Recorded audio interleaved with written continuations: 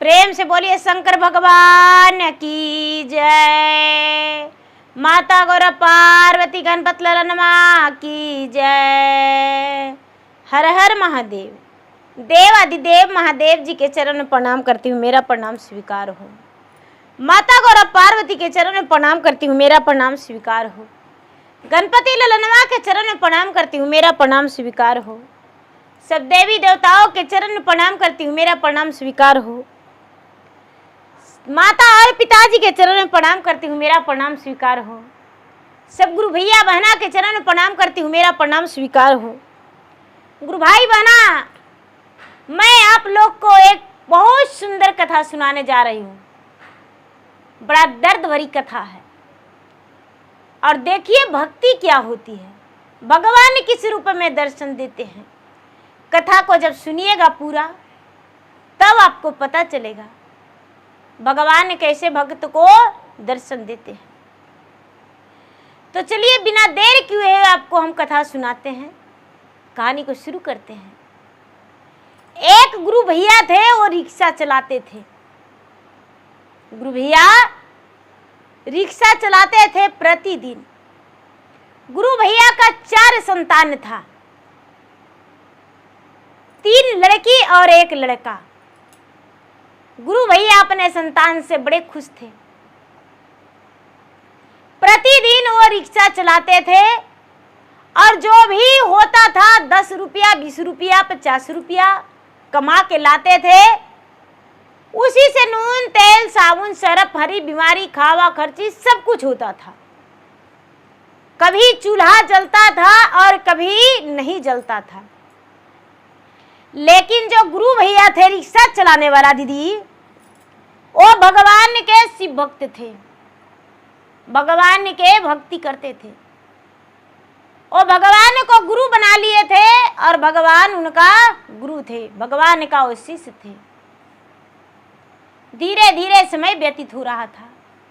पत्नी उनका बार बार यही कहती थी कि आप कमाते कम हैं और भगवान का भक्ति ज्यादा करते हैं। अरे आप जैसा कमाने वाला घर भी बना लिया, बाल बच्चा के भी पढ़ा रहा है, रिक्शा चलाने वाला बेटा को डीएम बना देता है, बेटा को कलेक्टर बना देता है, एसडीओ बना देता है, और आप तो पेट भर के अपना बाल बच्चा को खाना भी नहीं खिलाते हैं। आप तो सुबह उठते हैं तो आपको रिक्शा लेकर जाना चाहिए, तो आप क्या करते हैं, रिक्शा के जगह पर सबसे पहले आप स्नान करके, और पता नहीं पत्थर के पूजा करने में क्या मिलता है जो पत्थर के पूजा करके आप जाते हैं। अरे उस पत्थर को पूजा करते हैं जो कभी बोलता नहीं है, उस पत्थर को पूजा करते हैं जो कभी खाता नहीं है, कभी मेरा दर्द भरी बात नहीं सुनता है। बेचारा रिक्शा चलाने वाला भैया अपना पत्नी को बात सुन के अंदर ही दबा लेते थे, पत्नी से मुंह नहीं लगाते थे और मन ही मन कहते थे कि हे भगवान मेरा पत्नी का माफ कर दीजिएगा। ओ बुद्धू है, हम आपका भक्ति जरूर करेंगे भगवान, आपका भक्ति हम नहीं छोड़ेंगे। ए गुरु भैया, ए गुरु बहना, धीरे धीरे समय बीत रहा है। जहां भी चर्चा होता था गुरु भैया दिन भर बिता देते थे। कहीं मंदिर में पूजा हो रहा है तो गुरु भैया दिन भर बिता देते थे और शाम को उतना पैसा हो जाता था। धीरे धीरे धीरे धीरे धीरे धीरे सावन का महीना आने वाला था। सब लोग तैयारी कर रहे हैं कि हम बाबा धाम जाएंगे और पहला सोमवारी के जल चढ़ा देंगे। गुरु भैया को नहीं पता था कि बाबा धाम क्या है, बाबा धाम में किनका स्थान है, क्या होता है। एक दिन उनके रिक्शा में 2 व्यक्ति बैठ गए और 2 व्यक्ति बैठ के कह रहे हैं कि भाई हम कपड़ा खरीदने जा रहे हैं। गुरु भैया कहते हैं कि भाई क्या चीज का कपड़ा खरीदने जा रहे हैं, तो अरे गेरुआ रंग वस्त्र खरीदना है, बाबा धाम जाएंगे और भोलेनाथ को जल चढ़ाएंगे। और जल चढ़ा के दर्शन करके भगवान से और उसके बाद घर आएंगे। वो जो रिक्शा चलाने वाले भैया हैं गुरु भाई, गुरु बहना, वो कहते हैं कि तो क्या बाबा धाम बैजनाथ धाम में भगवान बैठल रहते हैं? वो सच में दर्शन देते हैं भक्त को? और दो व्यक्ति बोले कि हाँ, सच में अपने भक्त को दर्शन देते हैं, इच्छा अनुसार वो सब पूरा करते हैं। रिक्शा चलाने वाला भैया बोले कि भाई क्या हम भी वहां पहुंच जाएंगे? बोले कि हाँ। अब रिक्शा चलाने वाला भैया को लगने लगा कि हम जरूर जाएंगे, देवघर नगरी जरूर जाएंगे। घर में जाके अपने पत्नी को बोले सांझ के कि अरे हम देवघर नगरी जाएंगे, तुम भी चलेगी? पत्नी डटकर बोली आप ही जाइए, हम जाने वाले में से नहीं हैं। हमको तो 4 गो बाले बच्चा से फुर्सत नहीं मिलता है, तो क्या देवघर नगरी जाएंगे? आप जाके देवघर नगरी में जल चढ़ा दीजिए, पूजा पाठ कर लीजिए, जो मांगना है सो मांग लीजिए, हम नहीं जाएंगे। रिक्शा चलाने वाला भैया रिक्शा चलाने गए। उनका मन में हुलसा लगा हुआ है कि हे भगवान, हम भोलेनाथ के दर्शन करने अवश्य जाएंगे, भोलेनाथ के दर्शन करने अवश्य जाएंगे, चाहे जो हो जाए, आंधी आवे, तूफान आवे, पानी बरसे, चाहे जे होवे, लेकिन हम दर्शन करने जाएंगे।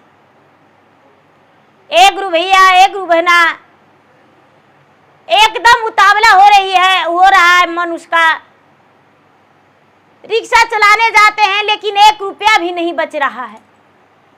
उनके मन में लग रहा है कि हे भगवान, हम कैसे जाएंगे? धीरे धीरे धीरे धीरे 1 सप्ताह सावन बचा। अब उनका मन जो है धड़कने लगा। जब भी भगवान के पास जाते हैं पूजा करने, बेलपत्र चढ़ाने, भगवान से कहते हैं कि हे भगवान, हमको देवघर जाना है, हम कैसे जाएं देवघर? हे भगवान, हमको देवघर जाना है।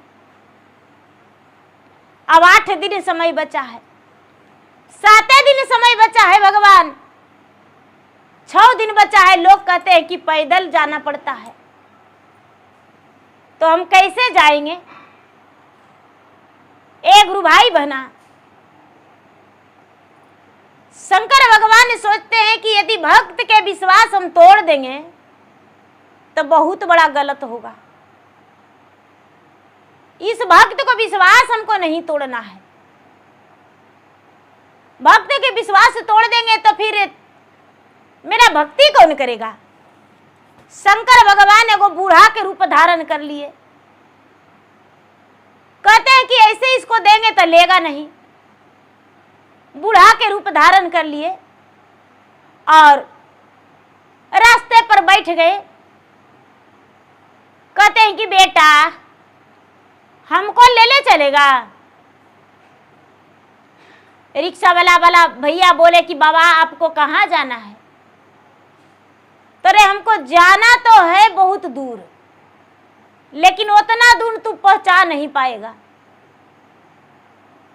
हमको एक बुढ़वा महादेव का मंदिर है, वही मंदिर में भगवान से दर्शन करना है।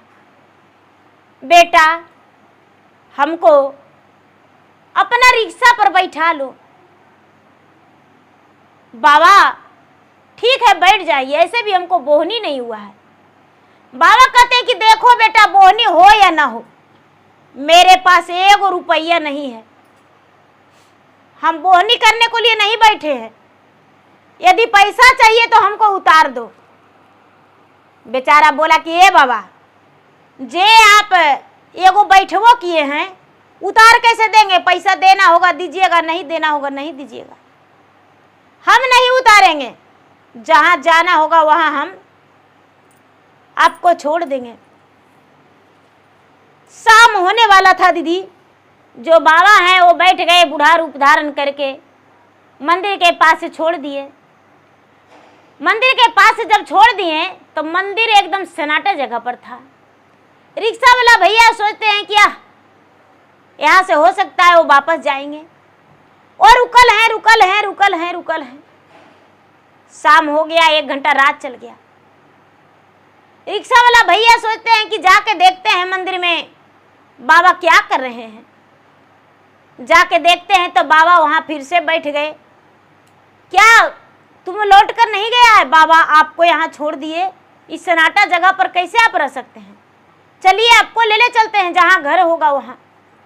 शंकर भगवान रिक्शा में बैठ गए। दीदी रिक्शा में बैठ गए। जब शंकर भगवान रिक्शा से उतरने लगे तो कहते हैं कि बेटा मेरे पास तो ज्यादा कुछ नहीं है, लेकिन तू बोल रहा था तुम कि हमको देवघर नगरी जाना है कांवर यात्रा लेकर, तो एक गरीब के कांवर यात्रा बहुत बड़ा महान होता है।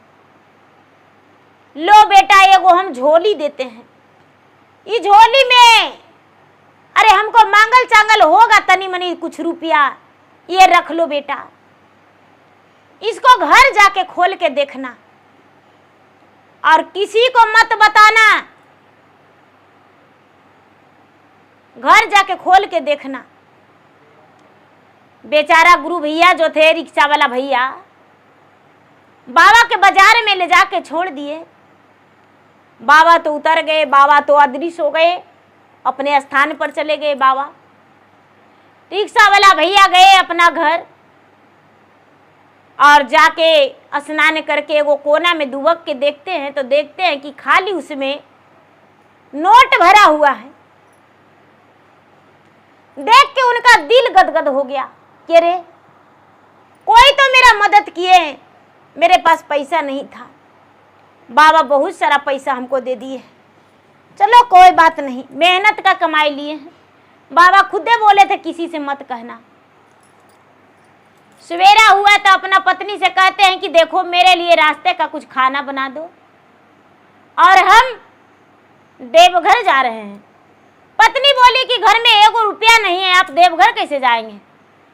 पत्नी का कुछ रुपया दे दिए और बोले लो जितना दिन में हम घूर के आएंगे उतना दिन घर खर्चा ले लो। पत्नी घर खर्चा ले ली। रिक्शा वाला भैया बड़े प्रेम से गेरुआ रंग वस्त्र ले आए और घर ही में बस के वो कबर बनाए और घर ही से एगो बढ़िया से डिब्बा डुब्बी धो धा के रख लिए। पूरा घंटी उंटी सजा दिए, घर ही से पूरा सुंदर से कांवर को सजा दिए और सजा के ट्रेन बैठ के और सुल्तानगंज उतर गए। वहां सुल्तानगंज जब उतर गए दीदी तो बेचारा झोला जब रखे तो चोर के कमी नहीं होता है। नहाने के लिए जब बेचारा जाने लगे पंडित जी तो अकेला, जो रिक्शा वाला भैया तो अकेला थे दीदी, तो कोई उनका झोला जो है उठा लिया। वो स्नान करके आए हैं तो देखते हैं झोला नहीं है। हाय काठी लग रहा है कि हे भगवान, हे भोलेनाथ, देखिए तो एगो वृद्ध व्यक्ति थे बेचारा, वो हमको मदद किए और चोर चुरा लिया। हे महादेव, क्या ये होना चाहिए? इतना ही में गुरु भाई बना जो चोर था वो लपड़ थड़पड़ जूता खाते पीते और आया देने की भाई एज्जा से झोला ले गए थे। 4 गो सिपाही उसको पकड़ के और लतम जूतम पवित्रम कर दिया, ला के वो झोला धर दिया। झोले में पैसा था। गुरु भैया वहां पंडित जी से बोले कि ये पंडित जी मेरा जल संकल्प कर दीजिए। पंडित जी बेलपत्र फूल पैसा सुपारी जो भी डाल के और जल को संकल्प कर दिए और वहां से पैदल की रास्ते जाने लगे। पैदल की रास्ते गुरु भैया जाने लगे। जाते जाते जाते जाते जाते जाते जाते एकदम जब पहुंचने वाले हैं दीदी, एकदम पहुंचने वाले हैं तो शंकर भगवान क्या करते हैं कि एकदम 100 बरस से भी ऊपर का एक झुलझुल बूढ़ा होके और रिक्शा वाला भैया से पैर को टकरा देते हैं, और रिक्शा वाला भैया जो है उनका जल जो है गिर गया उनके माथा पर, वो बूढ़ा बाबा के माथा पर। शंकर भगवान जांचना ले रहे हैं कि आया तो है, लेकिन देखते हैं करते हो तुम क्या। जब वो बूढ़ा बाबा से पैर टकरा के और जल गिर गया दीदी, तो ये क्या करते हैं कि कावड़ को कंधे पर ले ले और एक हाथ से बाबा को पकड़ लेते हैं कि बाबा आपको चोट तो नहीं ना लग गया, लाइन में लगल थे बाबा, गलती हो गया, लाइन में लगल थे, गलती हो गया बाबा, ना जाने आप को कैसे चोट गिर गए। बाबा कहते हैं कि नहीं बेटा ये मेरा गलती है। बेचारा रिक्शा वाला भैया कहते हैं कि नहीं, मैं तो कावड़ लिया था, लाइन में लगल था, आपका गलती नहीं है, मेरा गलती है, और देखिए ना मेरा जल भी आप पे गिर गया। बाबा कहते हैं कि बेटा तुम्हारा जल तो भगवान पे चढ़ाने के लिए था, लेकिन मुझ पे गिर गया तो तू भगवान को क्या चढ़ाओगे। कहते हैं बाबा खाली जल गिरा है, इसमें बेलपत्री और फूल पड़ा हुआ है, आए हैं तो भगवान से दर्शन करिए लेंगे, जाके भगवान को हम जल अभिषेक कर देंगे। हम कांवड़ यात्रा लेकर बड़े मुश्किल से आए हैं, और बाबा को बोले कि बाबा जल चढ़ाएंगे तो आपसे मिलेंगे, क्योंकि चोट लग गया होगा। बाबा बोले चोट नहीं लगा है। अब बेचारा लाइन में लगल भगवान भोलेनाथ के मंदिर जब गए दीदी, तो मंदिर तो जानते हैं कि दरवाजा छोटा है, अंदर भी कम जगह है। भगवान जो है जो ऊपर तो है नहीं, भगवान तो धरती के बराबर में है, वो तो अब लाया गया धरती के बराबर में, पहले तो तर थे, और पहले तो झुक के आदमी हाथ डाल के प्रणाम करते थे, आज तो भगवान बराबर में आ गए हैं, लोग बना दिए हैं उसे। तो क्या हुआ गुरु भैया गुरु बहना, अंदर में गए तो देखते हैं कि इनका पूरा जो डिब्बा है, डिब्बा में भर डिब्बा जल है। जल को चढ़ाए, भगवान को बड़े प्रेम से माथा टेक के कहते हैं कि हे भगवान, मेरा पत्नी बुद्धू है, मेरा पत्नी का दुख मत मानिएगा।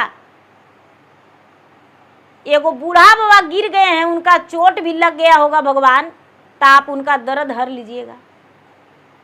हमको से गलती हो गया भगवान, क्षमा कर दीजिएगा। बूढ़ा बाबा के लगता है चोट लग गया, और कुछ नहीं मांगे, बाहर आए तो वही बूढ़ा बाबा खड़ा है, वही बूढ़ा बाबा खड़ा है। बूढ़ा बाबा कहते हैं कि क्या तुम्हें भगवान से दर्शन हो गया।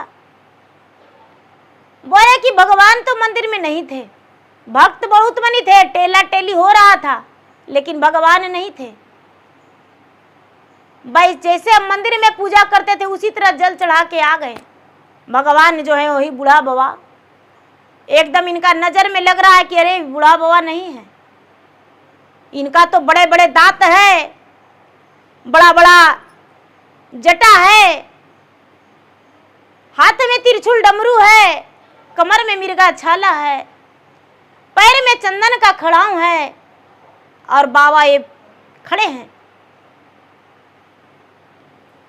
लपट के कहता है कि बाबा, लोग से सुनते थे कि देवघर नगरी जाने में भगवान दर्शन देते हैं, लेकिन आज हम सचमुच में अपने आंख से देख लिए, आप दर्शन दे दिए। जिसको आप चाहेंगे वही देवघर कांवड़ यात्रा में आएगा, और जिसको आप नहीं चाहेंगे वो कांवड़ यात्रा में नहीं आएगा। भगवान अगर जो कोई गलती किए होंगे तो मेरा गलती का माफ कर दीजिए। भगवान कहते हैं कि पुत्र तूने मन का सच्चा है, तू मांगो कोई वर मांगो। बोलता है भगवान आपका दर्शन मिल गया, इससे ज्यादा क्या हो सकता है, आपका दर्शन पाकर हम धन्य हो गए। भगवान कहते हैं नहीं, कोई वर मांगो। हैं क्या मांगे, 4 गो बाल बच्चा है, एक पत्नी है, और क्या मांगे? बोले कि कुछ भी मांगो। कहते हैं कि देखिए भगवान, हमको यही चाहिए, बाल बच्चा सुखी रहे और खुश रहे, और जब हम आवे तो दर्शन आपका पाले। भगवान भोलेनाथ कहते हैं कि जब तुम मन में कपट भर लोगे तो तुम्हें दर्शन नहीं होगा, लेकिन जैसे निर्छल मन से आए हो उसी तरह तू निर्छल मन से आएगा तो दर्शन तुम्हें सारा दिन होगा। एक गुरु भाई बहना, भगवान इतना बोल के अंतर ध्यान हो गए, भगवान इतना बोल के अंतर ध्यान हो गए। जो बेचारा रिक्शा वाला भैया थे वो पूजा पाठ कर लिए थे, भोजन कुछ किए और बासुकीनाथ गए, वहाँ भी जाके जल चढ़ाए, माता पार्वती के दर्शन किए, पूजा पाठ करके उसके बाद जो भी सर श्रृंगार अपने पत्नी के लिए खरीदना था वो खरीद लिए, और खरीद के अपना घर लौट गए। जब घर लौट गए दीदी तो दरवाजा पर आए तो अपना घर चिन्ह नहीं रहे हैं कि भाई मेरा घर यहीं पर था, 4 दिन में मेरा घर कौन तोड़वा के कोई घर बना लिया, ऐसा कैसे हो गया? एक गुरु भाई बहना, उनका पत्नी जो है बाहर से निकली, देखी पति को, पाँव में लटक के कहती है कि हमको क्षमा कर दीजिए, जीवन भर आपको उल्लू ढंडन करते रह गए, सब दिन डांटते फटकारते रह गए कि आप गलत हैं, लेकिन आपका भक्ति आज एक बहुत बड़ा चमत्कार हो गया। यही घर है आपका। आज सुबह सुबह तो ये देखने को मिला है, ये महल। रात में तो सोए थे तो फूस का झोपड़िए था, लेकिन सवेरे जब जागे तो इतना बड़ा सुंदर घर बना हुआ है।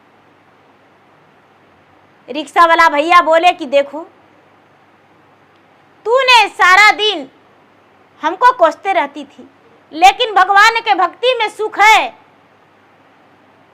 या फिर पाप में सुख है? उनकी पत्नी बोली नहीं स्वामी, भगवान का भक्ति में जो है वो कुछ भी नहीं है, भगवान का भक्ति करना है और मेहनत करना, ये सबसे बड़ा कर्म है और सबसे बड़ा फल मिलता है। एक गुरु भाई बहना, 4 बाल बच्चा लटक गया कि पिताजी मेरे लिए क्या लाए हैं, क्या लाए हैं। जो छोटा था उसको खिलौना था, जो बड़ा था कोई के लिए, बेटी के लिए चूड़ी था, तो कोई के लिए बाला था, तो कोई के लिए पायल था, पत्नी के लिए सिंदूर टिकुली, ऐना कंघी, चूड़ी, शंखा पोला सब कुछ था, गांव में बांटने के लिए प्रसादी था।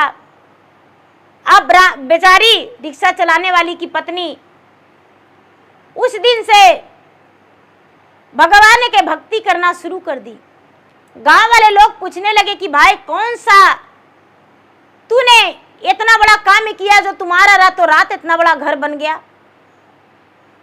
बेचारा रिक्शा वाला भैया बोले कि भाई हम मेहनत करके रिक्शा चलाते थे, भगवान का भक्ति करते थे, भगवान ने इतना बड़ा इनाम दी है जो हम बता नहीं सकते हैं, ये सब भगवान का दिया हुआ है।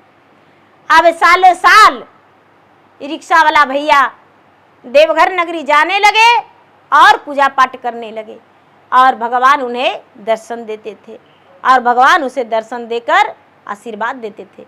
रिक्शा वाला भैया का सुखी जीवन बीता, उनके बच्चे पढ़ लिख के बहुत बड़े बड़े अफसर बने, और उनकी पत्नी और वो दोनों जब अंतिम समय आया तो स्वर्ग को प्राप्त हुआ। तो देखिए गुरु भैया बहना, जैसा कर्म करिएगा वैसा ही फल पाइएगा। एक रिक्शा चालक कांवड़ यात्रा का तैयारी किया कितना दुख से, उसे लव था तो उसका लव को भगवान ने पूरा किए, और भगवान ने सबको पूरा करते हैं। तो गुरु भाई बहना, मेरा वीडियो अच्छा लगे तो मेरा वीडियो का लाइक करें, शेयर करें, चैनल पर यदि नए हैं तो चैनल का सब्सक्राइब करें, बेल आइकन घंटी को दबाएं, जो कि मेरा वीडियो का नोटिफिकेशन सबसे पहले आपके पास जाए, आप मेरा वीडियो सुन सके। कमेंट बॉक्स में हर हर महादेव, जय शिव गुरु जरूर लिखे। धन्यवाद।